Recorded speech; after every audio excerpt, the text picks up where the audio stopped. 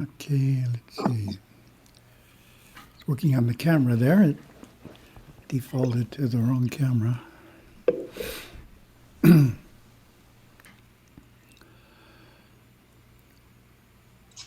Om Sahana Vavatu Sahana Bhunaktu Sahaviryam Karavavahai Tejasvinavaditamastu Ma Vidvishavahai. Om Shanti Shanti Shanti. Share the screen.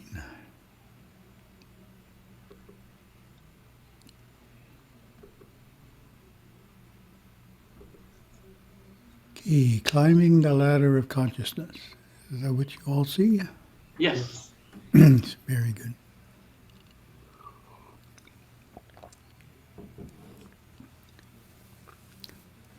Well, first of all, congratulations to us. We finished the 9 sessions of raising children as good Hindus. And now we're still working on climbing the ladder of consciousness, which is still getting written, because it's all new material.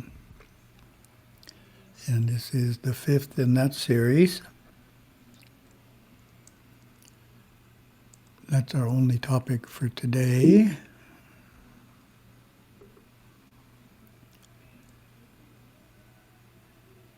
We'll be looking at detailed descriptions of the 14 chakras. When awareness flows through any one or more of these regions, the various functions of consciousness operate, such as the functions of memory, reason, and willpower. There are 6 chakras above the Muladhara chakra, which is located at the base of the spine. When awareness is flowing through these chakras, consciousness is in the higher nature. There are 7 chakras below the Muladhara chakra. When awareness is flowing through them, consciousness is in the lower nature. In this Kali Yuga, most people live in the consciousness of the 7 force centers below the Muladhara. Their beliefs and attitudes strongly reflect the animal nature, the instinctive mind. That has a couple of important points there. Gurudeva stresses it even more obviously in somewhere else in Merging with Shiva. When awareness flows through. So the chakras are always on, like on-off switch. They're always on, but awareness has to be in that chakra in order to experience the functions of consciousness that relate to that chakra. It's like a room in a house. The room is always there, even if you never enter it. But to experience the room, you have to walk through the door, and then you experience what's in the room. So that's the idea. You don't have to awaken the chakras. They're already on. You just have to move your awareness to that chakra. And sometimes it moves inadvertently, like doing carpentry and the hammer hits your thumb and you move inadvertently to anger. Happens to people. Sometimes it's deliberate. You want to get angry or fearful or jealous of someone. The other point is the instinctive nature. We don't want to think of the instinctive nature as bad.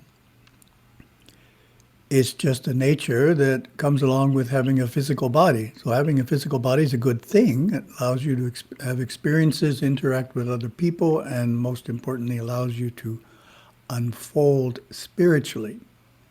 Gurudeva makes the point, many of his lessons, that we need to have a physical body in order to make major spiritual progress from one level to another. It doesn't happen without the physical body and the fire element, the inner fire element, the mental fire element that it gives to us.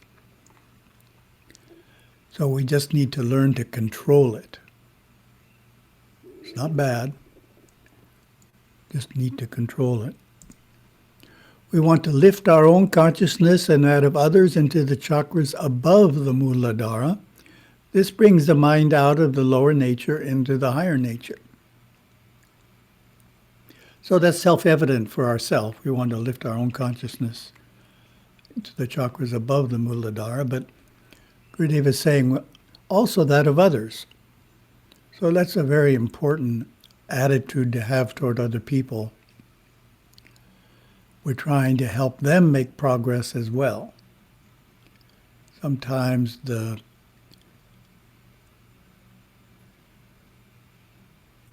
ego-centered person wants to make advancement the easy way.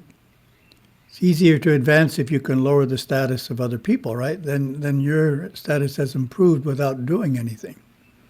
So we want to be very careful that we don't criticize other people unnecessarily.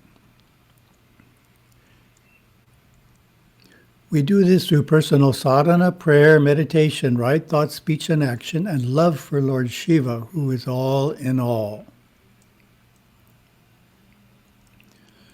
The Muladhara chakra, the divine seed of Lord Ganesha, is the dividing point between the lower nature and the higher nature. It is the beginning of religion for everyone, entered when consciousness arrives out of the realms below Lord Ganesha's holy feet.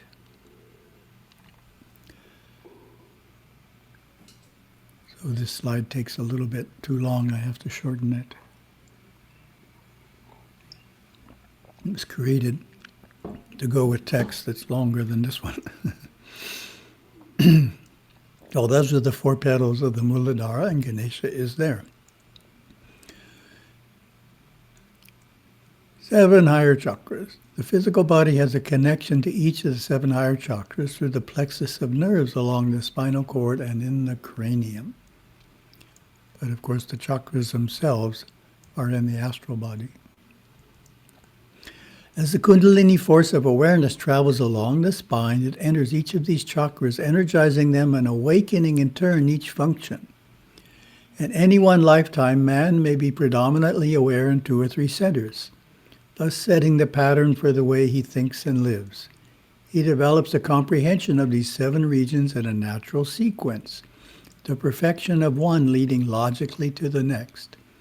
Thus, though he may not be psychically seeing spinning forces within himself, man nevertheless matures through memory, reason, willpower, cognition, universal love, divine sight, and spiritual illumination.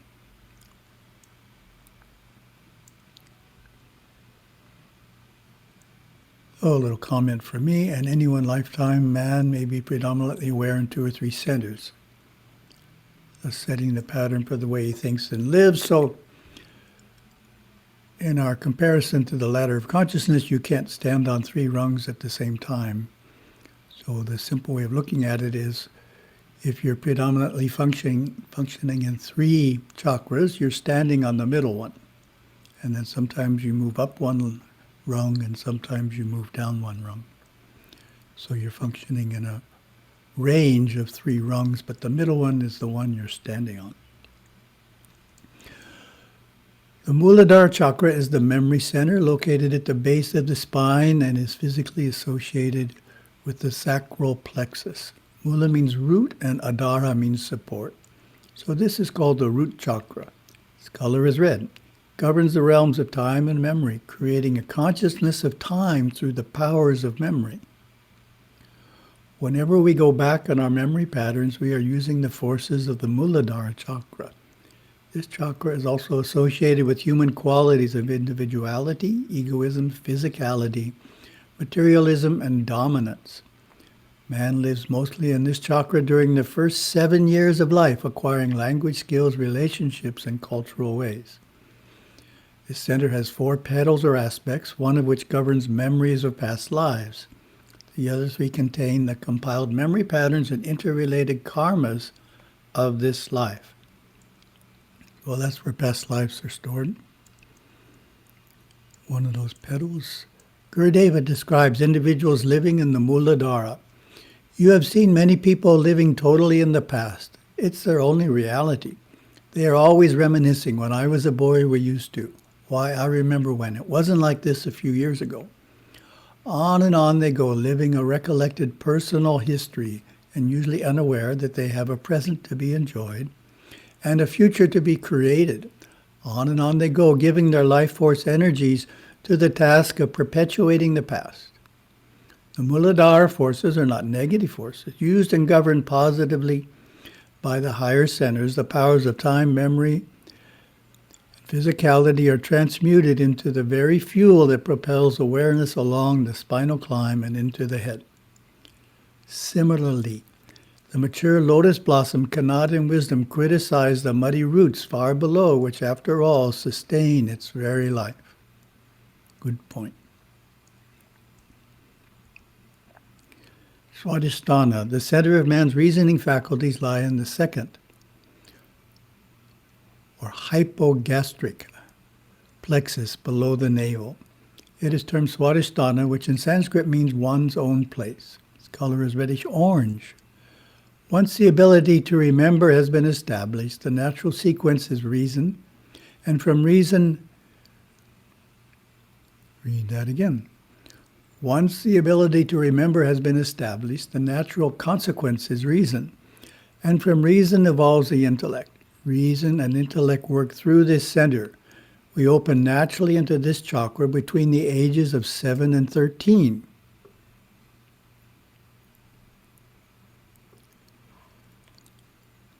When we want to know why the sky is blue and the whys of everything, if very little memory exists, very little intellect is present.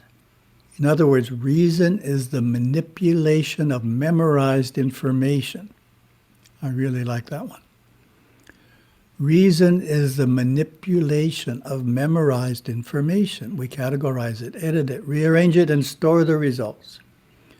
That is the essence of the limited capacity of reason. Therefore, this center controls the Muladhara, and in fact, each progressively higher center controls all preceding centers. That is the law. In thinking, solving problems, analyzing people or situations, we are functioning in the domain of Swadhisthana. The center has 6 petals or aspects and therefore can express itself in 6 distinct ways: diplomacy, sensitivity, cleverness, doubt, anxiety, and procrastination. Gurudeva describes individuals living in the Swadhisthana.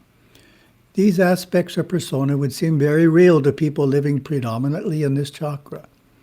They would research, explore, and wonder why. They would propose theories and then formulate reasonable explanations.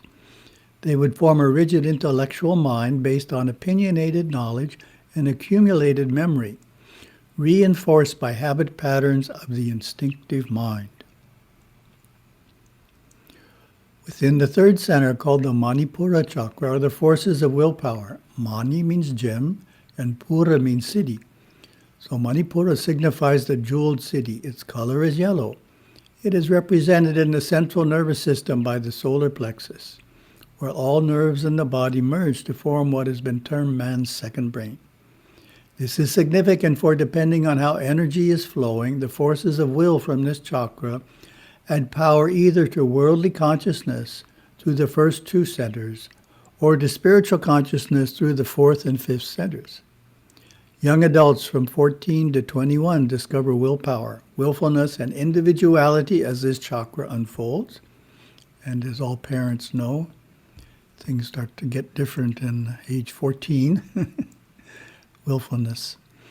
In Hindu mysticism, this dual function of willpower is conveyed in its 10 petals or aspects, 5 which control and stabilize the odic or material forces of memory and reason, and 5 which control the actinic or spiritual forces of understanding and love. Therefore, the Manipura energies are actinotic in composition, while Muladhara and Swadhisthana are purely odic force structures. So actinotic is a word Gurudeva coined. In the Sanskrit, well, let's do the English first. You have odic, actinotic, and actinic. Odic is purely gross. Actinoic is in the middle, and actinic is spiritual. So in Sanskrit, that's ashuddha, shuddha, shuddha, and shuddha. Gurudeva describes individuals living in the Manipura. When awareness functions within the realms of memory, reason, and aggressive willpower, men and women are basically instinctive in nature. They are quick to react and retaliate, quick to have their feelings heard, and quick to pursue the conquest of others while fearing their own defeat. Success and failure are the motivating desires behind their need to express power and possess influence. Consequently, their life is seeded with suffering, with ups and downs. They look for a way out of suffering and yet enjoy suffering when it comes. They are physically very hardworking and generally not interested in developing the intellect unless it can help them achieve some material gain. In these states of consciousness, the ego rises to its greatest prominence and emotional experiences are extremely intense. If, on the other hand, the willpower has been directed toward higher awakening, awareness is propelled into deeper dimensions. Gains and losses of material possessions and power no longer magnetize their awareness. They are freed to explore higher centers of their being. Inwardly directed, the willpower gives resolute strength to these aspirants, strength to discipline the outer nature and to practice sadhana.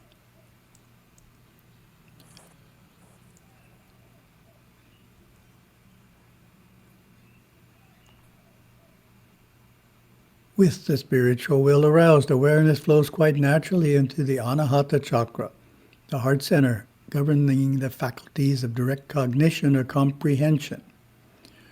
Connected to the cardiac plexus, this chakra is often referred to as the lotus of the heart.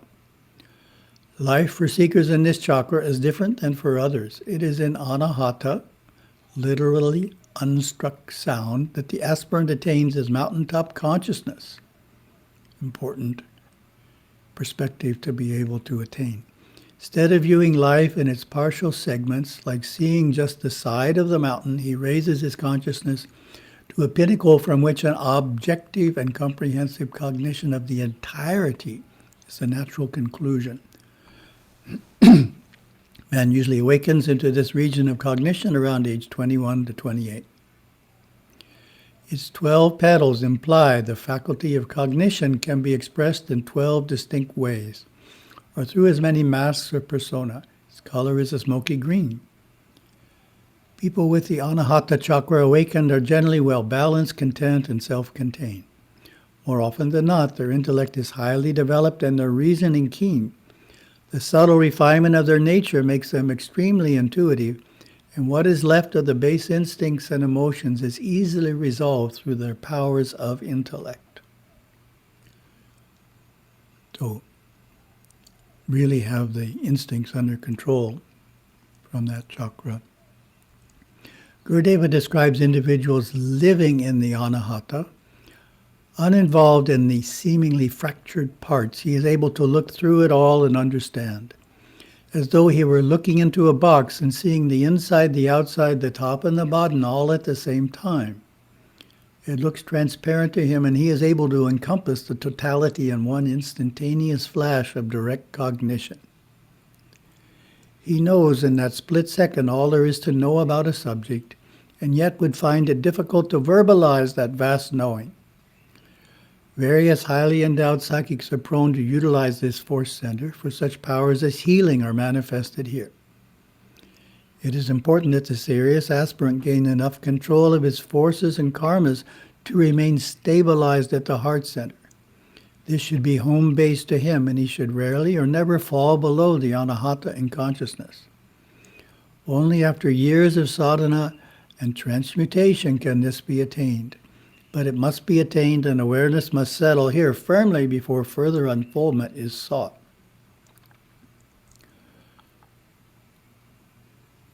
So that's an important point. To repeat, it is important that the serious aspirant gain enough control of his forces and karma to remain stabilized at the heart center.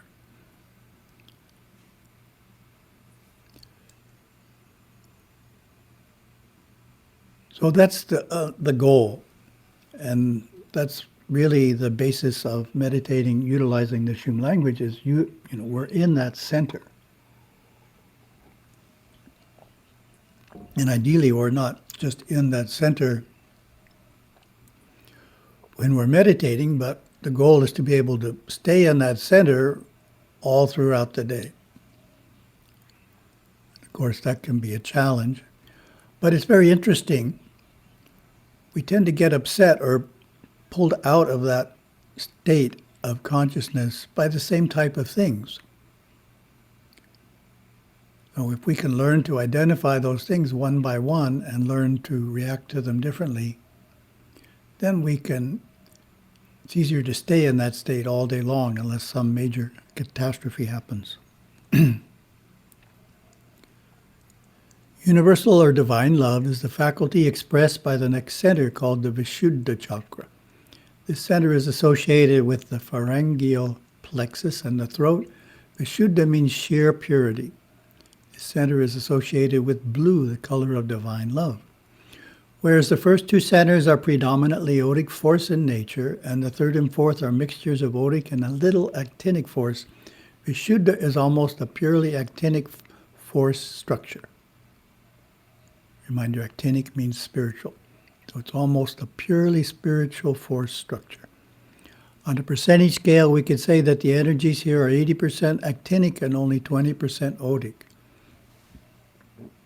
The exceptional soul who resides fully in this center, usually between the ages of 28 and 35, is able for the first time to withdraw awareness totally into the spine, into Sushumna. Sushumna, the central spiritual current. It possesses 16 petals or attributes. Gurudeva describes individuals living in the Vishuddha. Whenever people feel filled with inexpressible love and devotion to all mankind, all creatures large and small, they are vibrating within Vishuddha. In this state, there is no consciousness of a physical body, no consciousness of being a person with emotions, no consciousness of thoughts. They are just being the light or being fully aware of themselves as actinic force flowing through all form. They see light throughout the entirety of their body, even if standing in a darkened room. This light is produced in the Ajna chakra above through the friction occurring between the odic and actinic forces and perceived through the divine sight of the third eye. The sense of ego is dissolved in the intensity of this inner light, and a great bliss permeates the nerve system as the truth of the oneness of the universe is fully and powerfully realized. Of course, this experience initially is short-lived. Maybe after a really great puja at a temple, you get into that state of consciousness for a short time and then it goes away. Something would need to really uplift you that's out of the ordinary. So that's how we experience it initially, and then eventually, of course, the goal, just like with the anahata, is to stay in it all day long.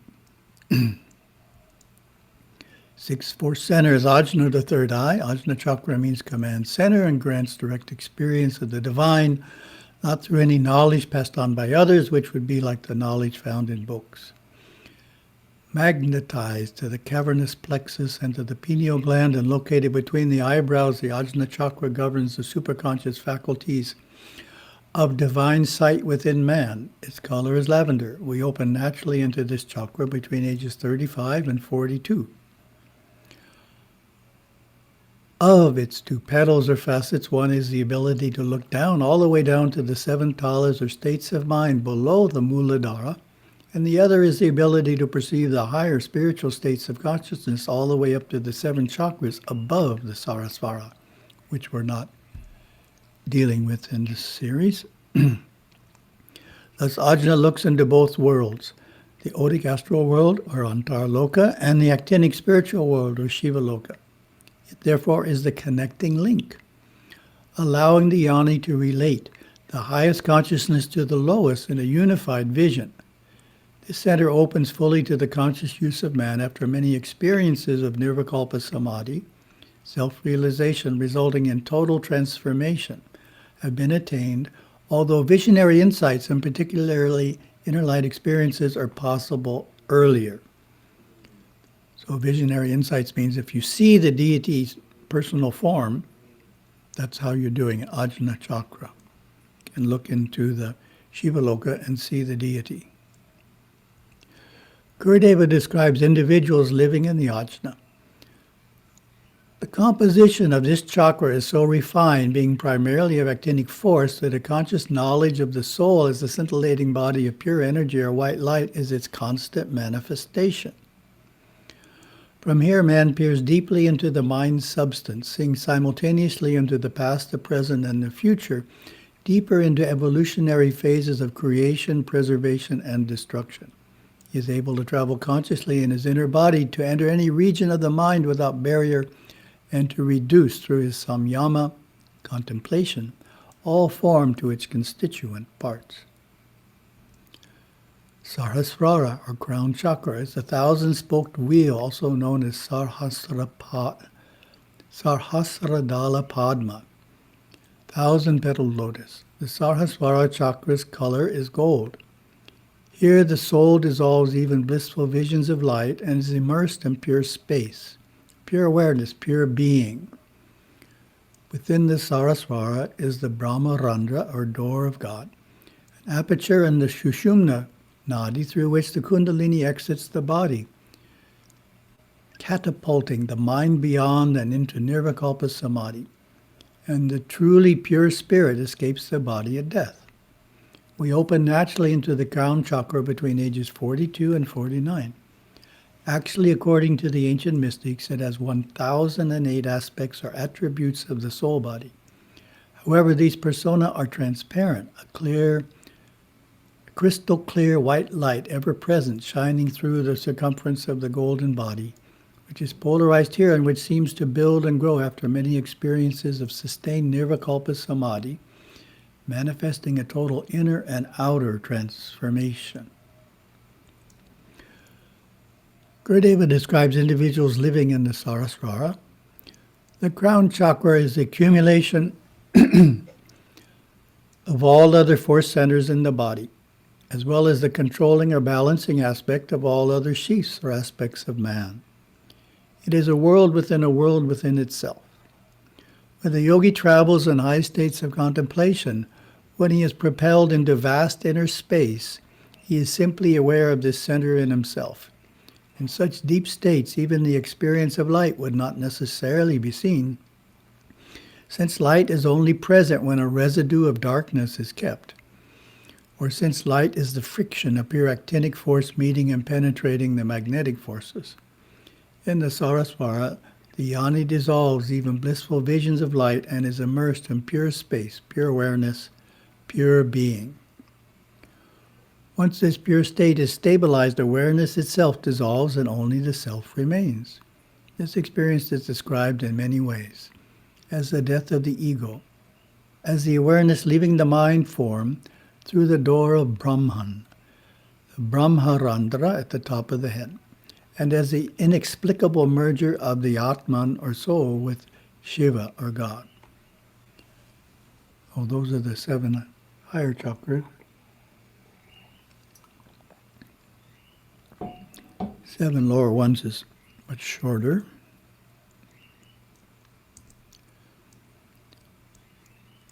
The 7 chakras or talas below the spine down to the feet are all seats of instinctive consciousness, the origin of fear, anger, jealousy, confusion, selfishness, absence of conscience, and malice. First chakra below the Muladhara, called Atala, and located in the hips, governs a state of mind called fear. When someone is in this consciousness, he fears God as well as other people, even himself at times. So you can keep in mind Gurudeva's principle that you can control a chakra by the chakra above. So the remedy for fear is strengthening memory,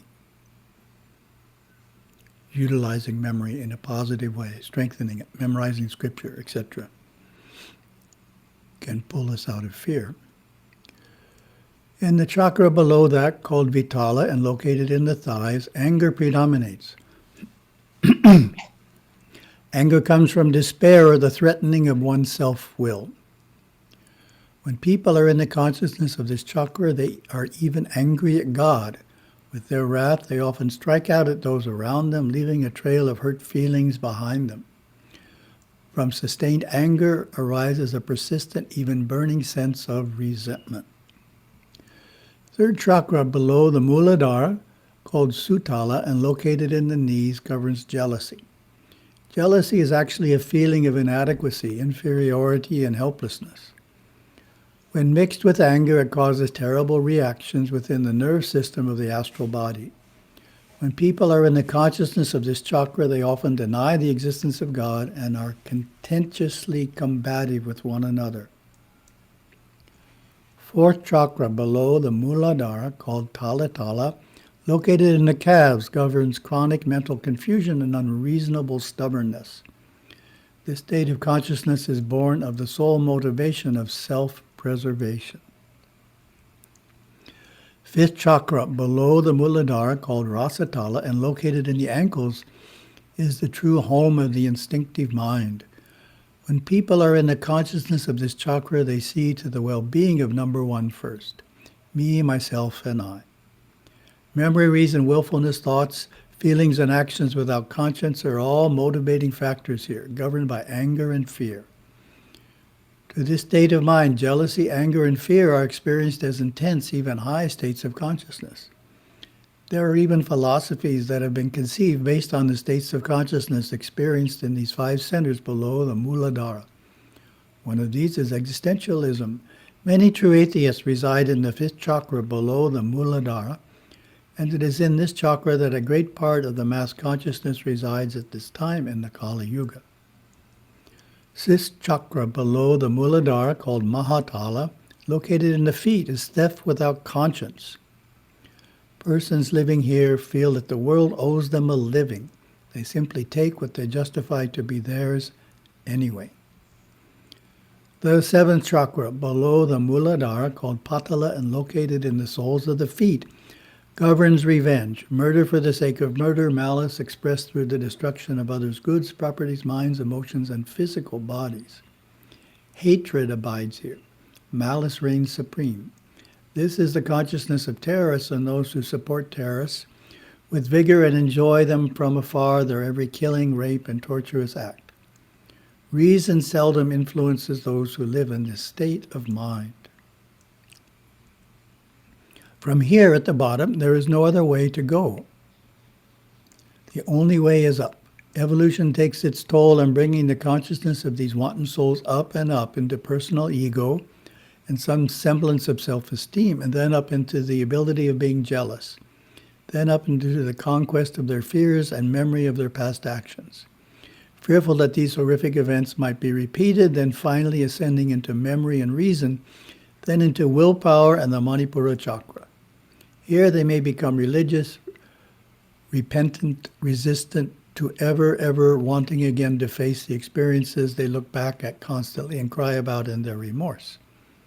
Yes, there is only one path. It goes up or it goes down.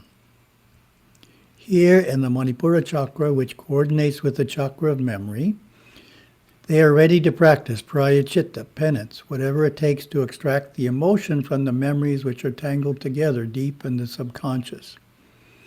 This is a painful process, but evolution makes it necessary to be lived through. So every other chakra is connected. So Gurudev is pointing out Manipura connects, willpower chakra connects with memory. Once accomplished, and practically speaking, it is not easily or always accomplished. This changes for the better the course of the pranas that flow through the subconscious, the sub of the subconscious, and the sub-superconscious mind for themselves, their family, ancestors, and progeny several generations back, many generations into the future. So that's purifying the subconscious mind. To further explain, those who are well settled in consciousness within the 7 chakras below the Muladhara are not interested in religion. They are irreverent and deny the existence of God. It is here that superstitious fears often prevail. There are no rules. There is no conscience. The various interrelated states of consciousness found within these 7 chakras foster chaos, confusion, feelings of hopelessness, despair. all adharmic states of mind. These are the rates of vibration of the instinctive mind below the Muladhara, where Lord Ganesha sits in all his majesty. So that's state of mind there is what we addressed very simply with the idea that actions have consequences. For someone in these lower chakras, that's the lesson to be learned, that every action has a consequence. And then eventually they start improving their behavior because they don't want to experience the consequences of certain actions. So that's all they need to know to start moving up. Completes the presentation.